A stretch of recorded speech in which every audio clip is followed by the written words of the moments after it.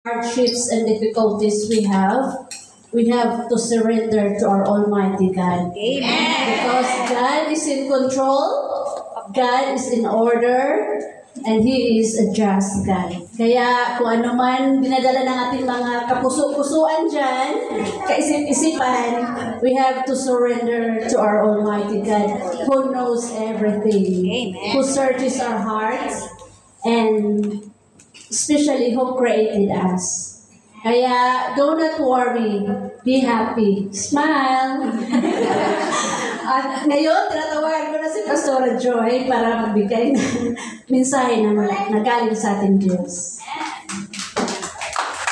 The Lord. Hallelujah. Sabihin na po natin, Hallelujah, Lord. Hallelujah, Lord! Sabi ko po ito, Pastor. Baka matabig ko, tumba yan. Oo, pagkaan na. Alam niyo naman, malikot ako. Hallelujah. Kamusta po ang bawat isa? God is blessed! Sino ang nagtagumpay?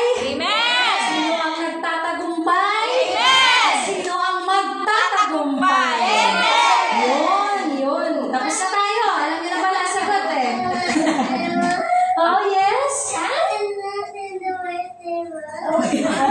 May moment talaga siya. No? Excuse me for this.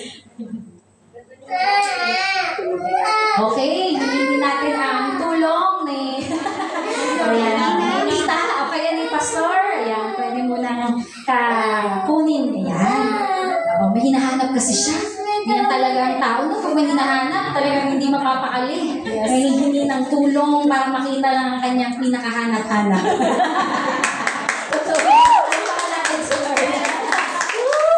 Hallelujah! 3 beses po ako nagpalit ng mensahe. Hallelujah! Dahil ang dami kong prepare. Sabi ko po kasi, nung kayo po na, nai-assign po ako ni Pastor Ronald sa pag-speak. Sabi ko, Lord, this is the last preaching na akin pong mai-deliver sa home ko. Hallelujah! Kaya sabi ko, Lord, bigyan niyo po ako ng mensahe na yung talagang very close to my heart. Yung talagang favorite, sabihin na natin na message na nilalagay. Amen. So I've been preparing for how many weeks, but last minute, the Lord gave me something fresh. Ayan, at sabi niya, eto na lang anak, huwag na muna yung prepare mo. So, yung mas maganda yung prepare ni Lord para sa atin, tama? Mas maganda yung talaga, mas timely yun at mas kailangan natin yun. Hingin ko po sa media team, paki-project yung ating. Kahit yung first slide lang, wala pa rin yan. Nauna ka na. Sabi ko first slide. Yan, takpan muna natin. Intro muna tayo. Hallelujah. So, pag-uusapan po natin ngayon ay tungkol sa inawit din ni Sister Zek. Na-bless ba kayo? Amen! Praise the Lord. Talagang natin ang Lord. Glory to God. Ramdam natin. May anointing talaga, no? Yung gift ng ating kapatid na si Sister Zek. At pati yung message na dala niya ay may pahid din na banal na spirito at nangusap sa atin yung message ng kanyang kinanta. Kaya doon ko na rin itutuloy, and the title of our message for today is The Battle Belongs to the Lord. Okay, or The Battle Belongs to God. Our main text will be from Luke chapter 11 verse 21 to 23. And nakaparallel din ito sa 2 Kings chapter 6 verse 8 to 22. Bakit po natin pag-uusapan ito? Dahil I believe in the spiritual realm, there is a stirring up happening. Mayroong pagtitimpla. Alam niyo ba ang juice? Pagka nagtimpla ka, sinatitimpla ng juice, tapos iniwan mo ng matagal, ang tendency, yung powder, nagsisettle sa ilalim. Tapos yung ibabaw, tubig na lang, wala nang lasa, ang tabang. Minsan ganun ang spiritual life natin. Minsan relax, natetenga, nakaganon lang, steady naman, praise God, di naman tumutumba, pero ganun lang. Kamusta ka? Okay. Kamusta faith mo? Okay. Ayaw pa rin, no? Pero wala, ganun. Tapos pag tinikman ka, kung ano yung nasa sa loob mo, Tabang? Parang, wala lang, sa parang tubig lang. So, anong ginagawa minsan sa Espiritu? Sabi ng Word of God, let there be a stirring up. Ang Holy Spirit daw, titimplahin niya yung substance na nasa sa loob mo.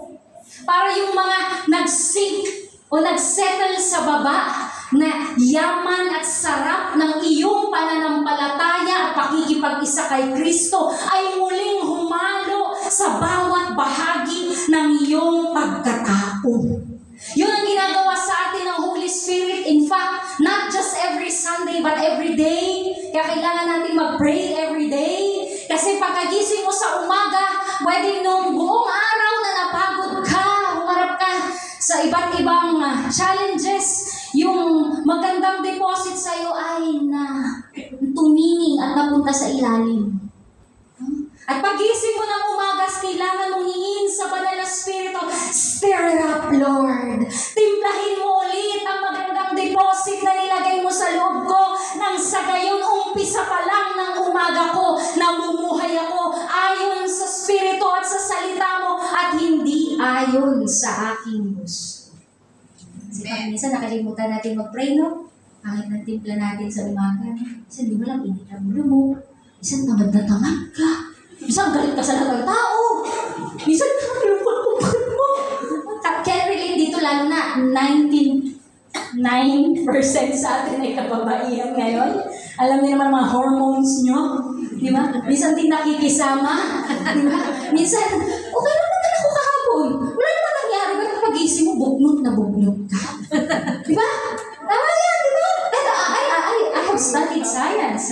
I have studied medicine. That's why I understand biology. Naintindihan ko din yung hormones. Naintindihan ko din yung cycle. Diba? Bakit nangyari dun? Bakit ita ulo mo? May regla siguro. Diba? Dadatnan na yan. Diba? Kaya ganyan na. Tignan mo, tsura niya. Wow, the energy is so high. She's so happy. Blooming na blooming. Ay, alam ko kung bakit. Nasa hormones din yan. Pero hindi lang yan. Dahil sa hormones, there is a bigger and more truthful explanation as to how we should face our life. At yun ay, we should walk in the Spirit.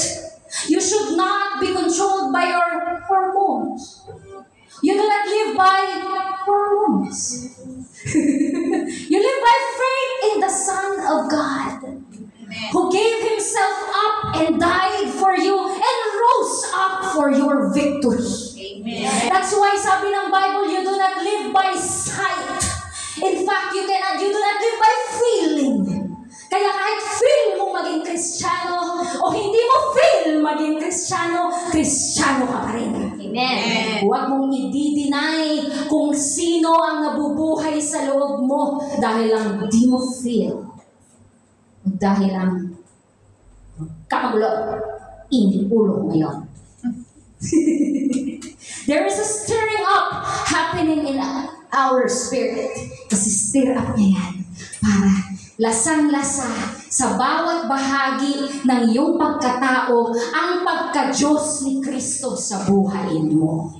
Nasa mood ka man o wala, Kristiyano ka pa rin tunay. Amen.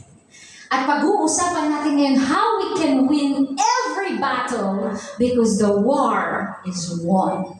Habang maganda pa ang atensyon nyo at hindi pa kayo inaantok, sasabihin ko na agad yung conclusion. Kasi pagka tinabaan ko, ang tagal, pastora. Ano ang conclusion? Hindi ko maalala. Sabi ng ibang kaya sabi ko, sige, umpisan natin sa conclusion. You know, you can win every battle because the war has been won. Amen. Ang digmaan ay tapos na. May pakikipaglaban ba? Oo. Pero sasabihin ko sa'yo, kung alam mo kung saang kampo ka, alam mo na kung panalo ka o talo ka. Hindi ko maintindihan, Pastora Joy. Hindi talaga natin lubusang maunawaan sa ating sariling isip kasi hindi naman tayo dumaan sa gera. Ama? Sino dito umabot sa World War II? Matindi. Advice ko po, mag-retire na po kayo. Kung umabot pa kayo at nandito kayo, umabot kayo ng World War II, Medyo medyo enjoy nyo na yung retirement nyo. Medyo may edad na po tayo, Pero sa mga magulang kong kapatid, na nakikinig, naranasan mo man ang physical battle or war or not, this is a matter that concerns all of the Christians in the world. Why? Because we have to understand that the tension, the attack, the opposition against the kingdom of God has already been won. Panalo na ang Diyos. Ang nag-o-oppose sa Kanya na si Satanas ay talo na. Amen. Yung war, tapos na. Nung nangyari po yung World War II, hindi pa po laganap ang social media. Hindi pa ganun kalakas ang communication system ng mundo. And it may be that in the headquarters, malamang sa kapital ng isang bansa, diniklara na panalo na ang bansang ito at talo na yung isang bansa. Pero dahil ang isang bansa ay malaki, imagine niyo halimbawa yung capital, panalo na doon, nag-declare na. The war is over. Panalo na ang country A. Halimbawa lang po ito. Panalo si country A. Kaya man yung mga forces na kalat-kalat sa probinsya. Kalat-kalat yan. Nagpadala sila doon, di ba? Nagpadala sila ng sandatahan sa, halimbawa lang sa Norte, sa Luzon, sa Visayas, sa Mindanao, sa dulo ng Tawi-Tawi, sa dulo ng Apari, di ba? Dulo yan. Mga probinsya, may mga pinadala, mga lalaban dyan at sasakop. Ngayon yung natalong bansa at may mga representatibo dun sa mga probinsya, hindi pa nila alam na tapos na pala ang gera. Panalo na pala si country A, yung tinatry nilang i-conquer. Pero ang problema, nandun na sila sa mga bayan-bayan. Anong gagawin nila? Alangan namang basa na lang sila, friends na lang tayo, talo na daw kami. Hindi ganun. Ang gagawin nila, hanggang kaya nila, ihahatas pa rin nila yung mga nandun sa mga bayan-bayan. Bibigyan pa rin nila ng hard time. Kahit pa sabihin nila, hindi manalo na kami Sila sabihin nila, hindi. Up to our dying breath, magiging loyal kami sa country B. Siyempre, kalaban sila, di ba? Sa country B. Kaya at nandito na kami sa lugar nyo at sinabing panalo kayo, bibigyan pa rin namin kayo ng hard time. Pipikunin pa rin namin kayo. Aksanin pa rin namin kayo. Diba? Actually, totoo po yan. Sa Pilipinas, talo na ang mga Hapon noon, naggera ang US at Japan. Talo na sila. Pero, yung mga Hapon na nagkalat-kalat sa iba't ibang bayan, naghasik pa rin ng lagim. Yes. Ng rape. Tama? Yes. Kaya nga ang dami naging Hapon sa atin, nalahian ng Hapon. Tama? Ito to. Ito po, sa history ito. History base. Pumatay. Tama. Nagnakaw. Kumuha ng mga ari-arian. Sumamsam. Nagsasik pa rin sila ng lagim. Pero ang totoo yan, talo na sila. Yes. Wala na silang karapatan doon sa bansang yun. Dapat nga umalis na sila doon. Kaso ang problema, yung mga tao nasa mga bayan-bayan, hindi nila alam na panalo na pala yung panig nila. Kaya wala silang magawa kung hindi. Mag-try din lumaban. At kung hindi sila nanaig, talo sila. Kahit sa maliliit na battle. Yun po ang pinagkaiba ng war sa battle.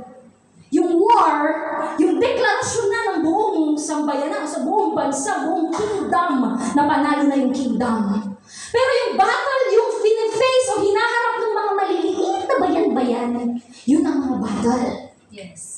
Kaya sasabihin ko sa iyo, Kristiyano ka, the war over the enemy has already been won. Amen. Tinapos na ni Kristo ang ating labanan, ang ating gera. Amen. Pero, kailangan mo rin malaman bilang Kristiyanong nagbabasa ng Biblia na mayroon pa rin mga labanan Yes. na nangyayari sa spiritual life mo. Yes. Kaya mong mapanalo ang bawat labanan dahil tapos na ang digmaan. Tapos na ang gera. Kaya, siguro kung yung mga kababayan natin noon, siguro lang kung may announcement, no? Kung may ABS-CBN man lang, may TV man lang sana sa bawat bahay. Noong time na yun. At in-announce, talo na po ang mga Hapon. Siguro lahat sila biglang tumapang. Siguro kahit magkukuha ng itak. Diba? At sabihin lang, ay talo na daw kayo, umalis kayo rito sa mga, sa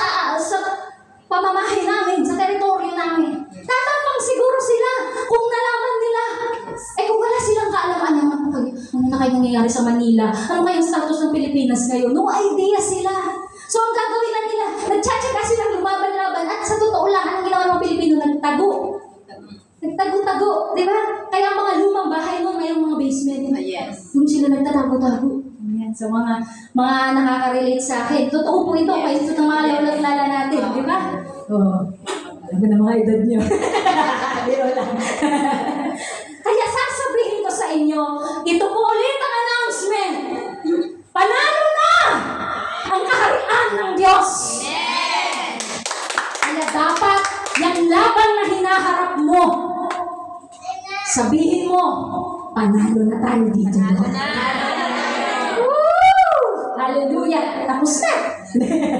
Pasukin naman natin yung verse. Sabi ni Jesus Christ, si Jesus po nagsabi, binigyan niya ng isa na namang mayamang kapahayagan ang bawat Kristiyano dito sa pagkakataon na siya ay nag-cast out ng demon.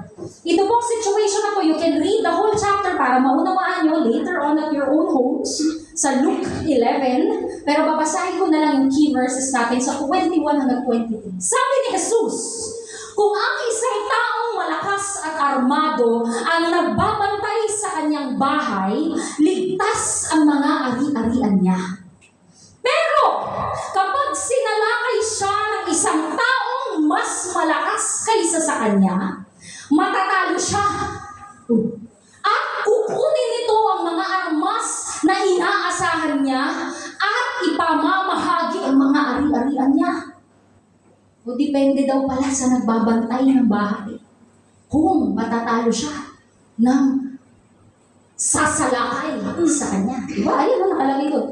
23. Ang hindi kumakampi sa akin, si Jesus po nagsasalita, ay laban sa akin. At ang hindi tumutulong sa pagtitipon ko ay nagkakalat. Hindi ko salita yan, ha?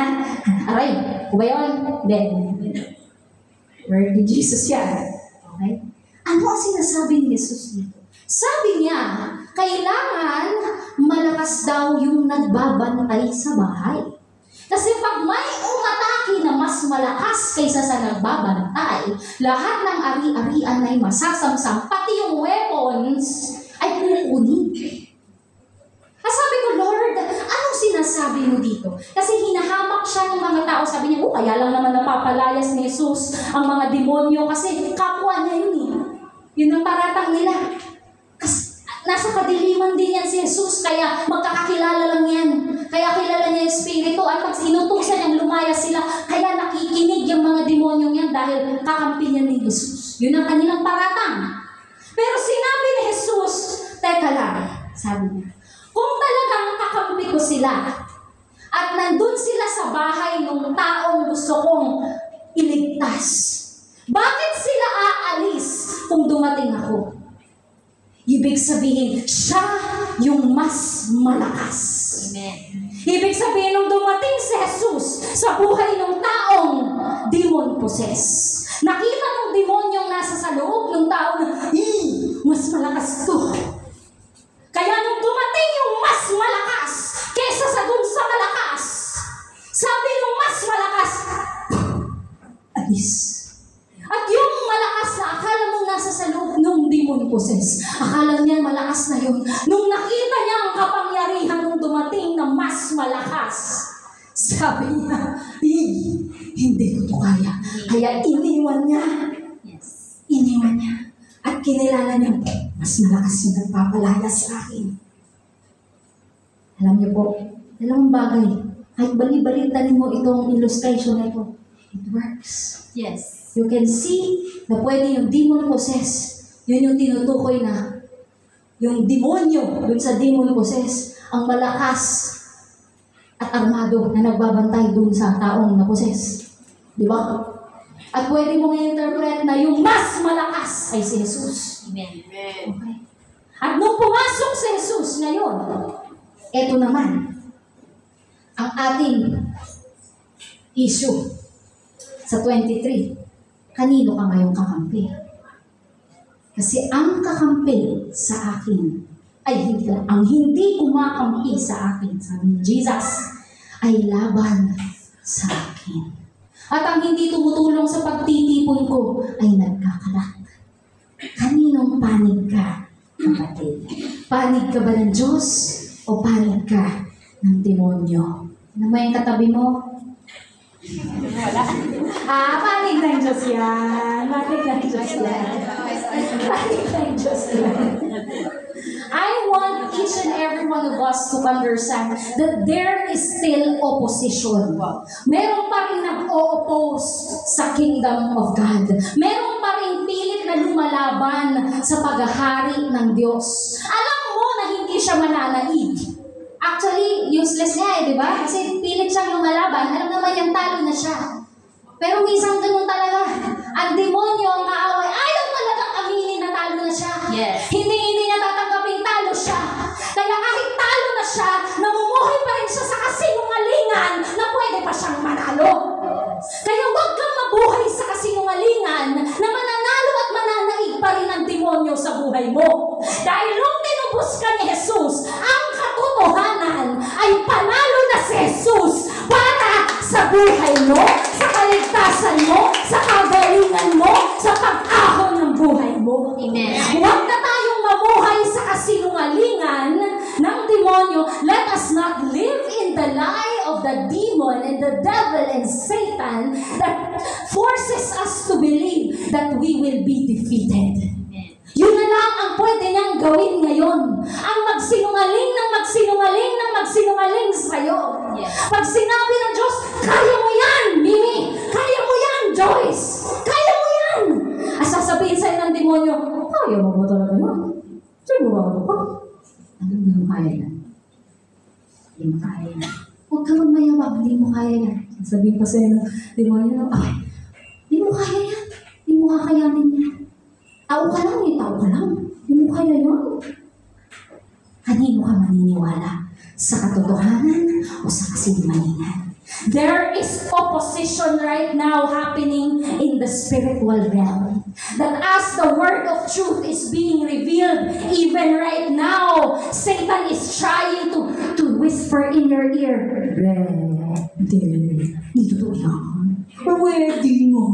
Oh, nabasa mo ba sa Bible yan? Ito ba yung ganyan mo talaga in-interpret niya? Hindi ganyan yan. Tuso ang ating kaaway. Pilit kang dadayain. Pagmumukhain ng siya ang tama. Pero kailanman hindi siya papanig sa katotohanan.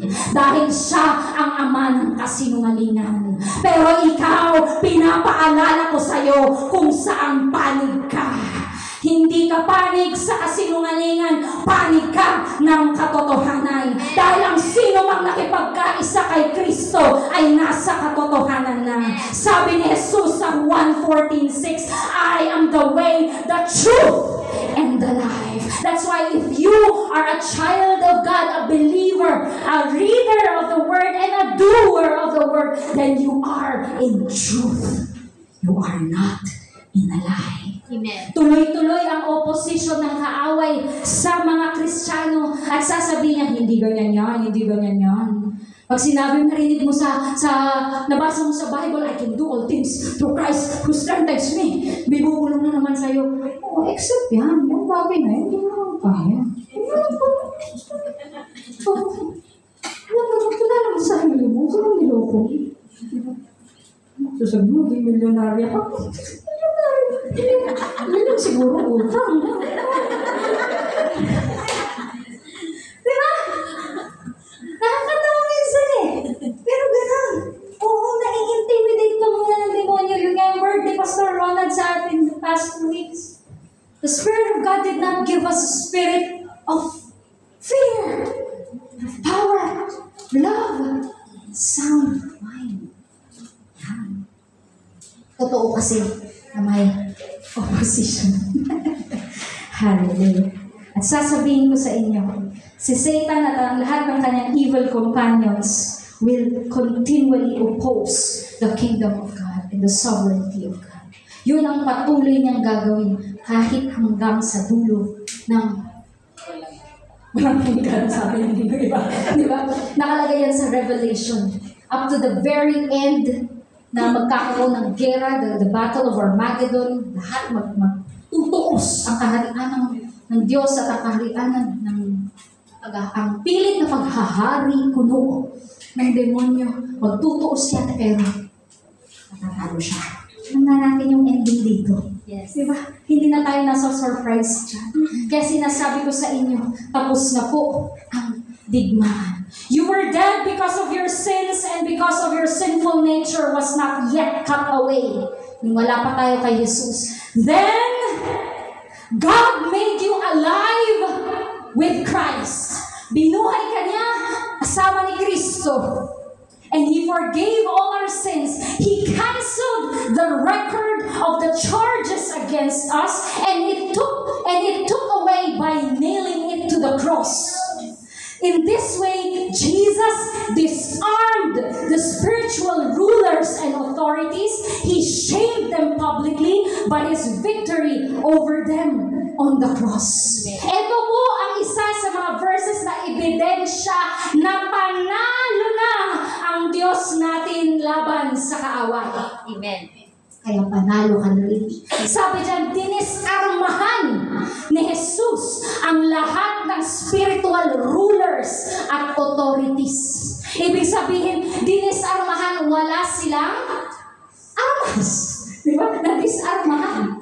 Nawalan sila ng weapon.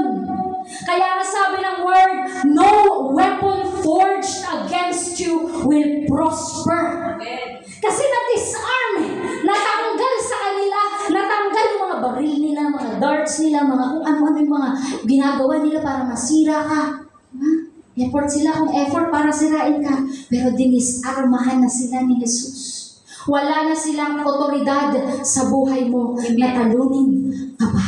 Amen. Bago tayo magtatapos, bubuksan natin sa 2 Kings chapter 6. Sino may Bible? Wala. Bukas ang Bible. Sige. Open tayo sa 2 Kings chapter 6 verses 13 hanggang matapos ang buong kwento. Ito po ang kwento ng karanasan ni Eliseo or ni Elisha kung saan gusto siyang patayin ng isang hari na lumalaban sa Israel. Sino po ang nakabasa na ng kwentong ito? Pwede po bang pakitaas ang kamay? 2 Kings chapter 6 verse 13 hanggang 22. Mahaba-haba. Pero kakasyahin ko yung oras. Thank you, Lord, for your grace. Sabi rito, sabi ng hari, kikwento ko muna po sa inyo kung ano yung nangyari. Kasi nagkaroon ng kalaban ng Israel na ang Aram. Sabihin nyo Aram. Aram. Isang country na Aram. Gustong labanan ng Israel at nang nakikipaglaban ang hari ng Aram, lahat ng strategy ng King of Aram nalalaman ni Elisha. Kasi si Elisha ay prophet ni God. Okay? Alam niyo ba na si God ay all-knowing? Alam niyo ba wala tayong isisekreto sa Diyos? At alam niyo ba maging ang mga pinaplano ng demonyo, alam din ng Diyos? Walang makakasurprise sa Diyos. Walang surprise tactic sa Diyos. At dahil mahal ng Diyos ang kanyang bayan, ang ginagawa ng Diyos ay inihahayag niya sa kanyang lingkod na si Eliseo yung gagawing atake sa kanila. So parang meron na silang intelligence. No? So nagagalit ngayon yung hari ng Aram kasi nagtataka siya, bakit tuwing aatake ako sa Israel, alam na ng Israel kung saan ako pupunta, anong gagawin ko, anong ipapadala kong mga style ng mga kaaway, di ba? Magpapadala ba ako ng karuwahe, o mga taga-tusok, o mga archer, o kung ano man yung strategy niya. Bakit ganon? Inis na yung hari. Walang tuloy strategy yung kaaway na nananaig. Walang tuloy strategy yung nagtatagumpay. Kasi lahat na lang, alam na ng Israel. So, kunwari, mga example lang ko ito, no? Mga tagapana, yung ipapadala nila. O sige, magdala, wag mga anong ipadala nyo, may mga shield na pwedeng ipang shield sa kanila. Tapos, ang strategy natin, mga karwahe. Example lang ko yan. Example lang. Hindi naman nakalagay sa Bible.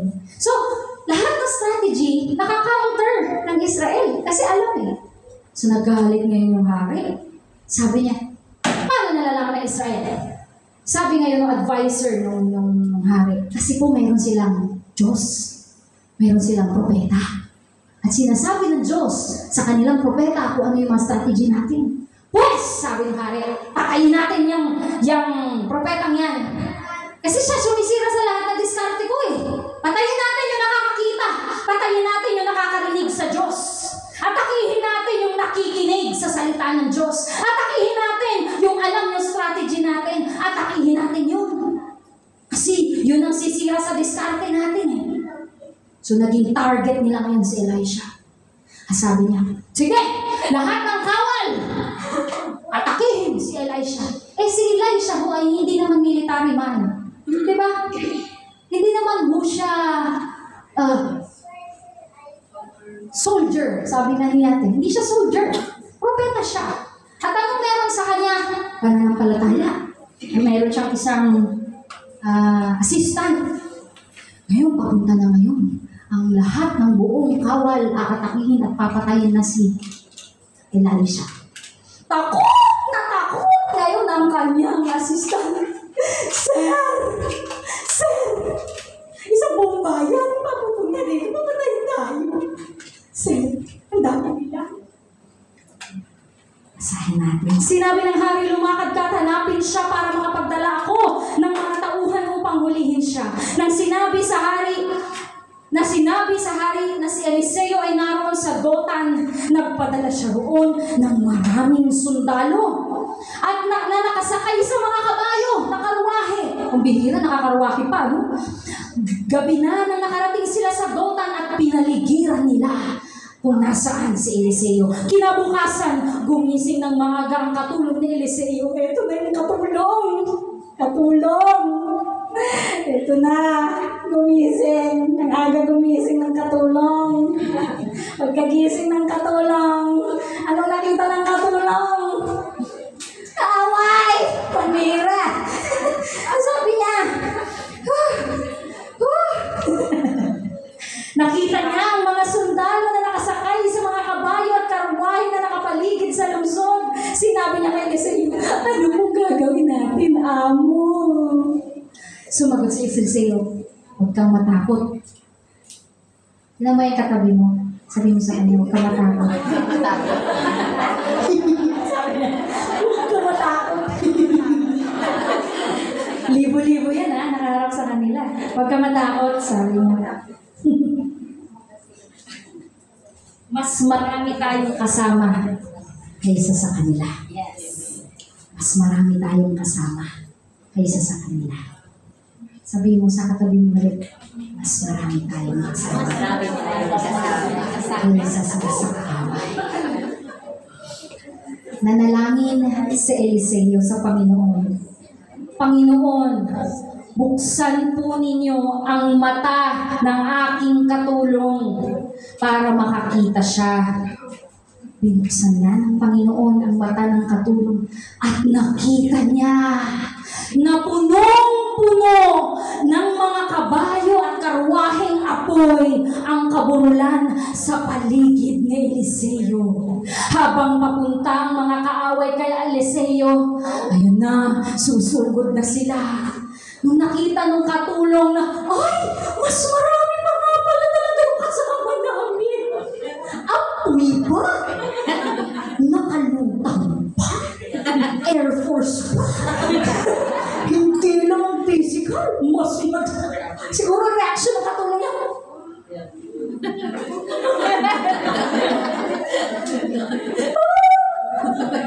Siguro kanina, patay na ako dito. Siguro isang sipa lang sa akin, patay na. Pero ngayon, nung nakita niya kung sino yung kakampi niya, sabi niya, bring it on. Ha? Ganun ba? Continue naman. Umiba yung tapang nitong katulong na to. Katulong na, tumapang ng gusto. Aba, kasama kaya ang lingkod. Kasama kaya. Alam mo, parang ikaw yan at ako. Yes. Minsan takot na takot tayo. Dami.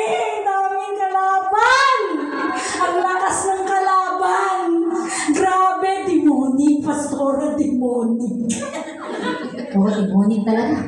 Kasi padala ni Satanas ang lahat ng umuupo sa'yo eh. Diba? Yes. Stora. Amen. Pero minsan, papaalala sa'yo ni Lord, huwag kang matakot. Alam mo si Eliseo, yung typology ni Jesus. At sasabihin niya sa'yo, huwag ka matakot, mas marami tayo kaysa sa kanila. Nagpe-pray ka mag-isa, akala mo mag-isa ka lang. Tapos ipaparanas ng Diyos sa'yo ang presensya niya. At yun na si Jesus na parang si Eliseo, akbayan ka. Huwag kang matakot. Mas marami tayo sa kanila. At dahil nagsalita ang Diyos sa buhay mo, nagkakaroon ka ngayon ng tapang. Sumunod na ginawa ng lingkod ng Diyos, nanalangin siya, nabuksan ang mga mata. Yun din ang ginawa ni Jesus sa atin. Binuksan niya ang mga mata natin para hindi tayo nakatuon sa mga bagay na pisikal. Matututunan natin tumingin sa spiritual na puwersa na mayroon tayo. Ang tingin natin, ang liit lang ang capacity natin. Pero sabi ng Diyos, mayroon kang backup sa spiritual realm na mas matindi sa inaakala mo. Woo! Ang tamlay ng palakpak, grabe. Mapakla sa pinaka. Stir ako nga, Lord. Stir ako. Walang lasa.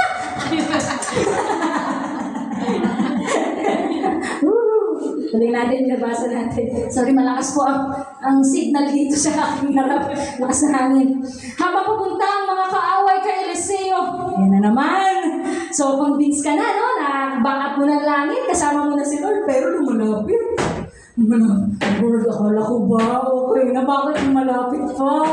Bakit nagmamarcha para? Bakit lumilinaw yung problema? Bakit mas nagigets ko na yung kalakihan ng problema? Bakit ganun? Malapit. Malapit na malapit. Basta malapit na. Malapit na 14 days ko po. Malapit na mag-end contract. Malapit na. Malapit na. Nireview pa kaya ako. Sana wag na. Sabi na kaya. Kasi tabi ko sa mga may similar situation. Habang papunta ang mga kaaway kay Eliseo, nanalangin siya, Panginoon, bulagin niyo po ang mga taong. Baliktaran na muna niyang prayer, no? What was the first prayer? Lord, open the eyes, my servant, that he may see kung sino ang kasama niya. And the next prayer, Lord, close the eyes of my enemies. Blind them. Bulagin mo sila, Lord. Kayong panalangin. Sorry, panalangin ba natin? Ay, hindi ka na. Illustration lang po ito. Hindi ka na panalangin niyo. Kaya, binulag sila ng Panginoon ayon sa hiling ni Eliseo. Sinabi ni Eliseo sa mga kaaway, dahil bulag na sila, nandito ba si Eliseo? Pambihira. Pinadala sila ng hari para patayin si Eliseo. At kaharap na nila si Eliseo, hindi nila makita na yung pala yung aatakihin nila. Yes. Alam mo ba kayang gawin ng Diyos yun sa buhay mo? Amen. Kahit pa nag-device ang kaaway, itong atake na to, para to sa ganitong family, para to sa asawa ni ganito. Talagang, naka-personalize pa talaga yung atake sa'yo, no? Talagang may label pa yan para kay ganito. This battle belongs to, naka-address pa yan. Accurate pa talaga. Alam kung saan ka pupuntahan at aatakihin. Pero alam mo ba na mas makapangyarihan ng Diyos, kaya nang lituhin ng mga kaaway mo, kaya nang burahin ang kaalaman nila sa buhay mo. Kaya pagdating ng atake sa'yo, asa na yun? Sino ba aatakihin ko rito? Sino ba? Nabulag. Yes. Tinanong pa yung mismo Eliseo. Saan po ba dito yun? Nagkamali. Sabi na, hindi ito ang tamang daan. Hindi ito ang lungsod ng Dothan. Sumunod kayo sa akin, dadalhin ko kayo sa mga taong hinahanap nyo. At dinala ni Eliseo sa Samaria. O diba? Nalito ang kaaway. Pagpasok nila sa Samaria, nanalangin si Eliseo. Yan na naman. Panginoon, buksan niyo na po ang mga mata nila at makakakita na sila. Bakit pa niya prenay yung pastora? Di ba kung nakita siya, dedo siya? Tingnan natin, susunod na mangyari. Binuksan nga ng Panginoon ang mga mata ng sundalo ng Aram at nakita nila na nasa loob sila ng Samaria. Pagkakita ng hari ng Israel sa kanila. Okay. So, take note, ito na yung hari. Hindi na ito sa Eliseo, ha? Nakita. Ito na yung pinadala para patayin si Eliseo. Pumunta ngayon yung hari kay Eliseo at tinanong siya, papatayin ba natin itong mga to? Anong plano natin? Anong plano ni Lord dito? Papatayin ba sila? Sabi ni, papatayin ba natin sila? Ama, tinawag pong father ng king, si Prophet Elisha, irespeto niya yung calling ni Elisha. At sinabi niya, shall we kill them, father? Sumagot si Eliseo, huwag mo silang patayin. Pinapatay ba natin ang mga bihag sa labanan? Bigyan mo sila ng makakain at maiinom at pabalikin mo sila sa kanilang hari. Kaya naghanda ang hari ng isang malaking salo-salo para sa kanila at pagkatapos pinauwi sila sa kanilang hari. At mula noon, hindi na muling lumusob ang Arameo sa lupain ng Israel. Sabi ko, Lord, ito ang pinakadaming plot twist na nabasa ko na labanan ng Israel. Isang labanan na hindi naglabanan. Pagdating sa Samaria, sabi din patayin na natin. Surrounded na natin eh. Mas marami na tayo dito. Mananaig na tayo dito. We will prevail. Kaya na natin itong patayin. Patayin na ba natin? Sabi ng hari, wag. Pakainin mo. Bah! Kaaway mo. Pakainin mo. Jollibee na. Yes. Ngiti na naman sila. Iba na naman yung revelation. Sabi ko, binabasa ko ito. Lord, dito ko talaga yung message bukas. Sabi ko, makakaaway mo. Kainin mo. Yes. At pabalikin mo kung saan sila nang galing. Yes. Ano nangyari sa Bible? Kailanman hindi na sila inatake ng mga Arameo. Ano kayang nangyari? Mahirap mag-interpret further kasi yun ang sinabi ng Bible. But the lesson I learned here is that God showed us that He has ways of winning battles that is not in our expectation. Yes. He is an unpredictable, but He is a victorious God. Amen. Iba yung strategy niya para panalunin ang laban na ito. Amen. Bulagin, tignan ng mata, bulagin ulit, bigyan ulit ng paningin, tapos napapatay na, pakainin. Aba!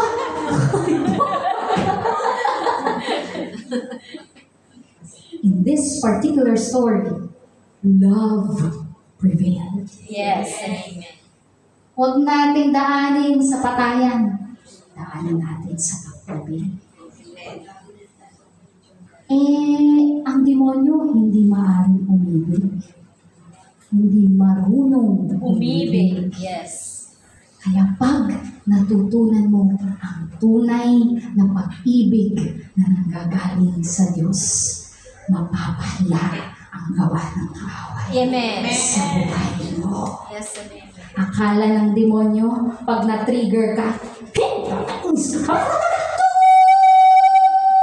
nagkasala ka sa salita. Akala niya, pag na-trigger ka, anak ka lang.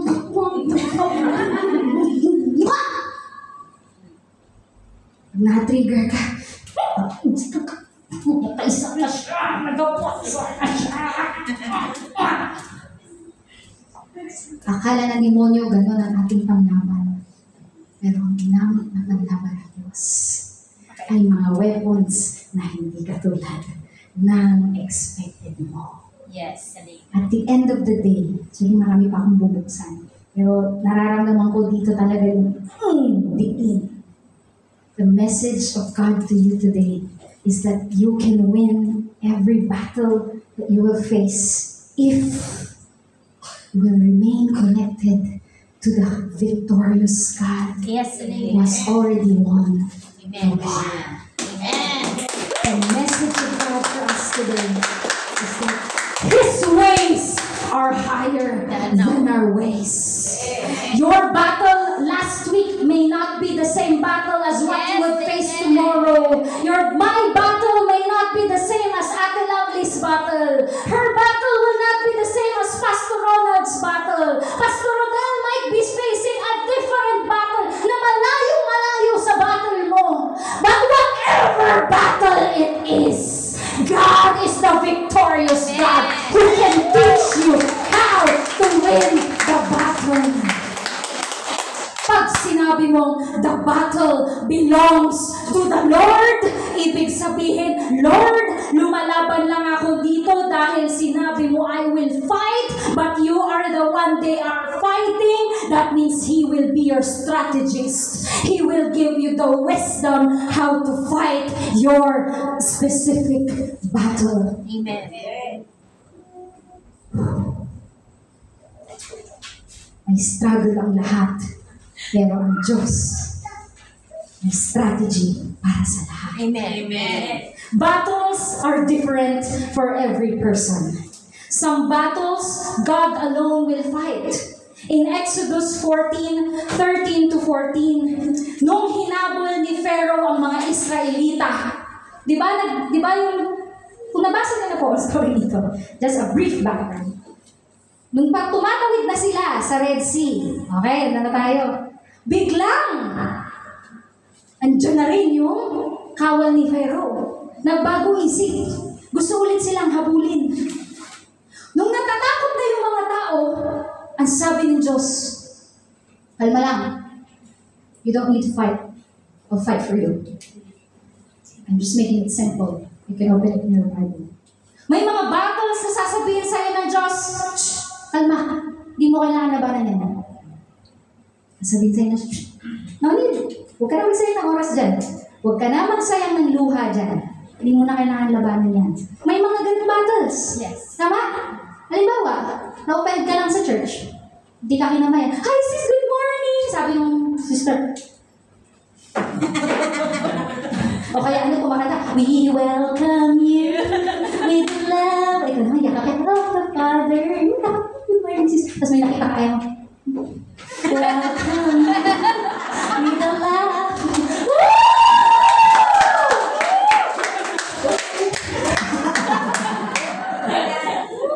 Sabihin ng Lord, hindi yan ang labanan. Hindi battle yan. Kailangan ng transformation dyan.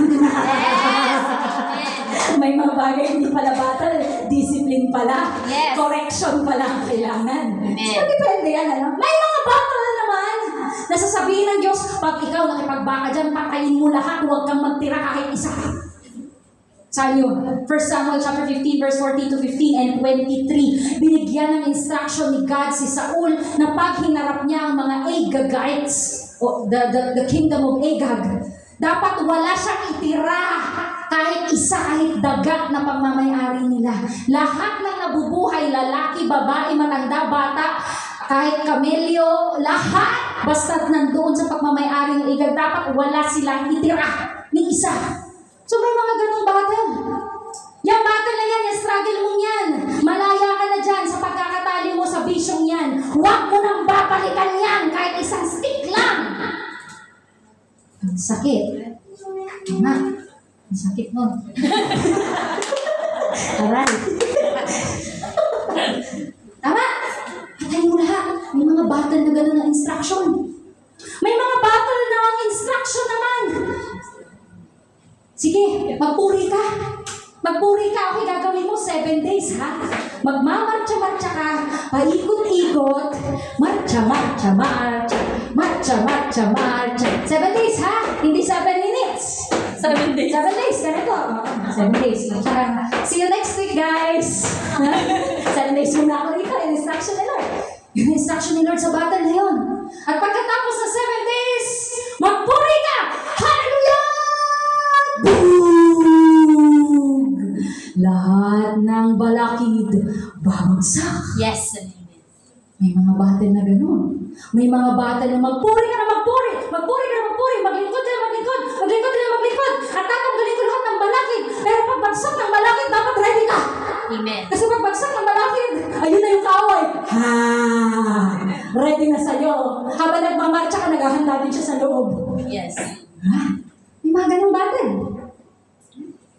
Lord, sana po matanggap. Nung mag-a-apply ka pa lang sa Hong Kong, ano? Lord, sana po matanggap ako sa Hong Kong. Talaga po nga, malaking tulong ito sa pamilya ko. Sabi si Lord, sige, maglingkod ka sa akin, mag-praise ka. Doon ka pa lang sa Pilipinas, talagang marcha-marcha ka, no? Sa pananampalataya. Marcha-marcha ka. Nagpapamedical ka, nagpapaano ka, ginagawa mo lahat. Pero nung bumagsak na yung balakid, nag-open na yung Hong Kong, ayan na, may problema na sa'yo. May papers na sa'yo yung employer. Nag-plane ticket ka na pagdating mo dito sa Hong Kong. Yung kalaban mo, kahit mo na ugali dito. Hindi pala dito sa Hong Kong. Ang pangit ng pagkain. Ang kunting pagkain. Wala lasang pagkain. Di ba? Mahirap pala dito sa Hong Kong. May mga kalaban pa pala. Yes. May mga ganyang battle. Yes. May mga battle na sasabihin naman ng Diyos, ito literal, magpupuri ka lang talaga, wala ka na ibang gagawin. At habang nagpupuri ka, makikita mo yung mga kaaway mo, nagpapatayan na sila sa harapan mo. Tingnan mo, yung problema ko sa utang, ay itong nagkautang sa akin, na ang sakit-sakit ng ulo ko, dahil nangutang siya sa akin, biglang nagbayad. Yung pinambayad niya, pinambayad ko sa utang ko. Kasi yun, sila, tapos. Yung dalawang pinoproblema, sila ang nagtuos. Yes. Ang galing ng pastora. Magandang problema yun ba? May mga ganang battle. Totoo ba? Yes. May mga ganang battle. Basta, ang instruction ng Lord, magpuri ka. Kaya ikaw kapatid, magpuri ka. Amen. Alam mo ba pag nagpupuri ka, may ginagawa ang Diyos. Amen. Kaya kanina, kahit di mo feel, kahit oily ka na, magpuri ka pa rin. May mga battle na sasabihin ni Lord, huwag kayong kukuha dyan ng kahit na ano. Battle of AI. Sabi niya, huwag niyong tatouch yan kahit na ano. Contaminated yan. So ano na pag napapag-aralan natin dito? Iba-iba ang strategy o wisdom ng Diyos para maipanalo mo ang iba-iba mong battle. Amen. Pero iisa ang katotohanan. Panalo ka na. Amen. Yes. Amen. May isang sister natin. Hindi ko mag-gets. And I pray that the Holy Spirit enlighten you. Amen. Amen.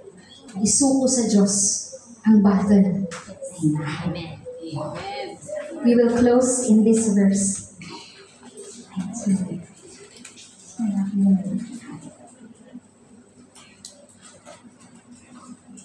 Basa, maikli lang. 1, 2, 3. He who is in you is greater than he who is in the world. Yan.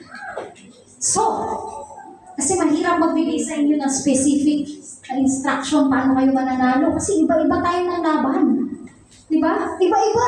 Totally different for each and every person. But this is the center truth. He who is in, gawin natin personal, me is greater than he who is in the world. Whatever is giving you a hard time, a struggle, a battle that you are facing, mas makapangyarihan ang Diyos na nananahan Amen. sa'yo. Amen. Sister Ruth, pakiproject na yung lyrics ng kanta natin kanina. Kinanta ni Sister Zek sa chorus. Tutuhan natin, himayin natin. Sabi niya, when I fight with my knees. Saan kayo nakakita ng ganon? Laban! Diba? Nakakita na kayo ng ganon? Tara, laban! Atake! Kamusta naman ang usad ko, diba? Baka napugutan ako na ulo rito, hindi pa ako nakakausap.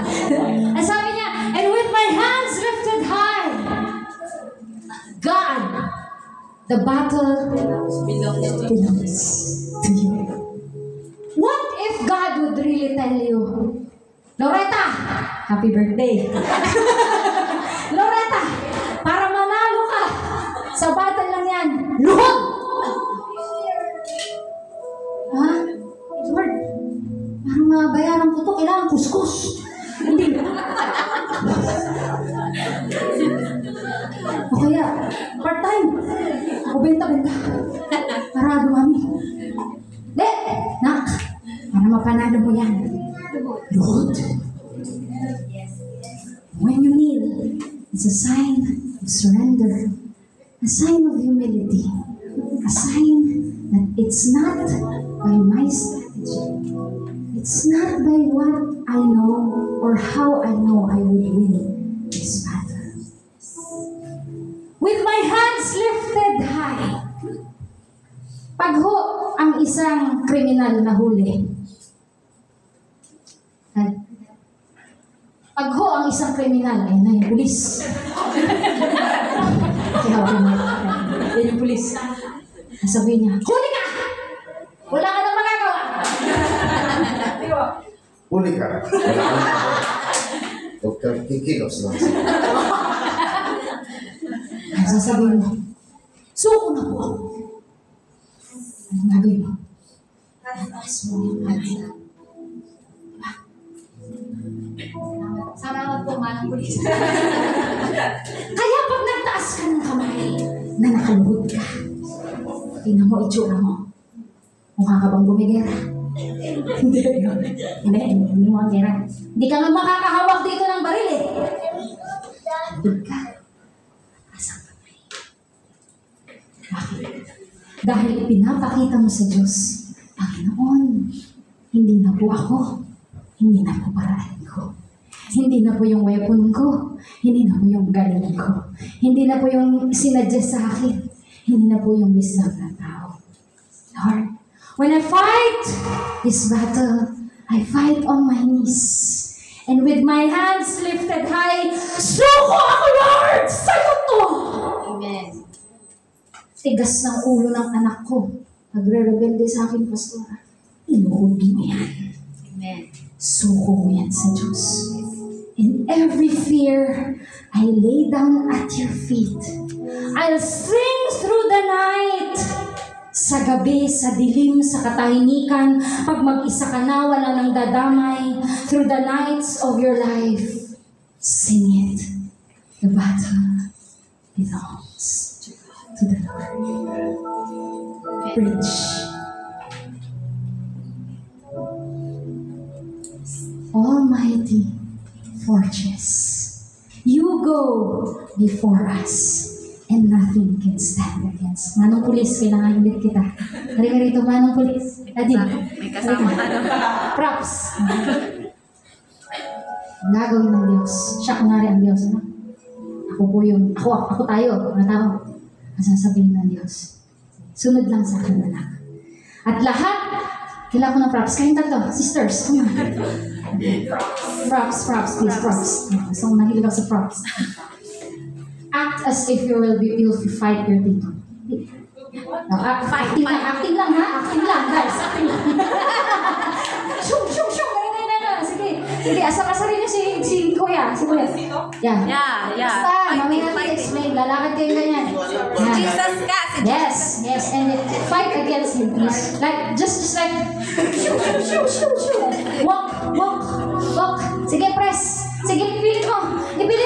Ano naman to? Wala na yung director. Isa siya lang nangyayari. Okay.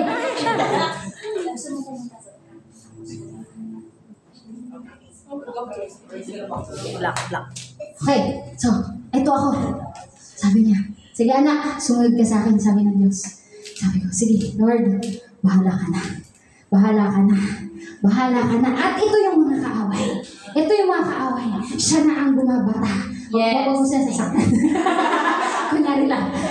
Sige, press through. He is the one fighting for me. And my part is just to surrender. Sige lang, ipakita lang natin yung strategy. Lord, you are my almighty fortress. You are the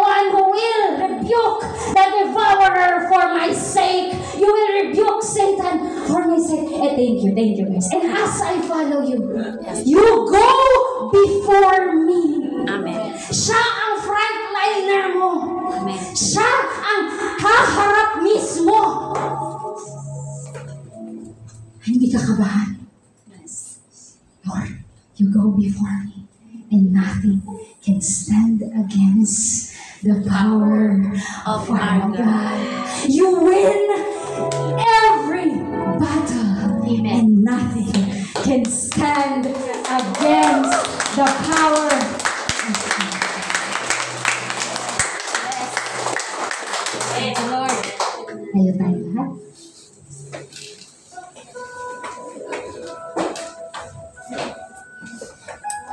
I hope and I pray that the next time you face a struggle, ano ba yung struggle? Stop. Yan! Yung mga humahamak sa'yo. Yung mga bulong sa tayo mo na sasabing, di pa yun tapos. May cancer ka. Mga bukol na yan, maliit na yan, masakit yan. Wala ka. BP na yan, ma-stroke ka niyan. Wala ka. Yan takot at kasinungalingan na sinasabi ng demonyo sa'yo. Atake lang yan. Ngunit hindi yan mananalig sa'yo. The battle belongs to the Lord, but the victory is yours. Yes. Thank you, Lord. Sino ang mga lalaban dito ng may pananampalataya? Sino ngayon ang hindi ka ibubuli at itutulak-tulak ng kaaway? Sino ngayon ang tatayo na sa pananampalataya? Ilaban mo yan, kapatid. Ilaban mo yan sa pananampalataya.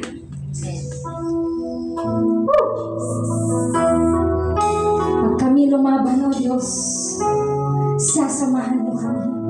Ikaw ang mauuna sa amin at susunod kami on your lead. Lord, teach us how to win every battle. For the battle belongs to you. We do not battle against flesh and blood, but against spiritualities and principalities of spiritual forces. But you have already defeated them, Lord. So we battle out of victory. Ulitin nga po natin ito. So when I fight on my knees with my hands lifted high. Oh God, the battle belongs to you, and every fear I lay at your feet. I'll sing through the night. Oh God, the battle belongs to you. So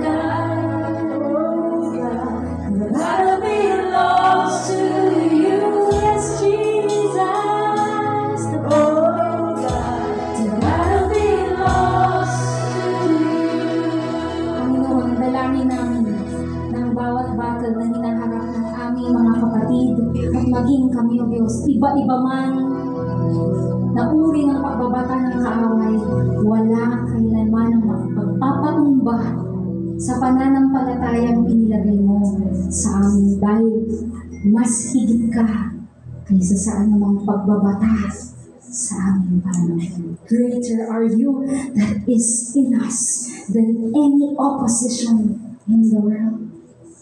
And in you we have the victory.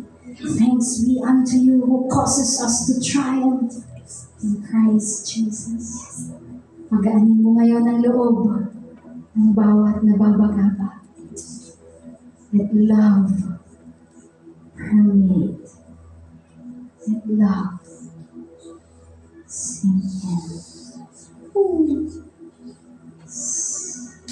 Punuin mo ng pagmamahal at ibig ang puso namin. Ang ibig, pag-ibig na dadaig sa anumang kaaway. Fill us with your presence and with your Holy Spirit. Thank you, Lord, for the victory. I humble down your presence. And in your most holy name, Jesus, we give back all the glory, honor, and praise. In Jesus' name. Amen. Palakpakan po natin ang Diyos. Maraming salamat po sa ating mga viewers online. We hope to see you next week. God bless.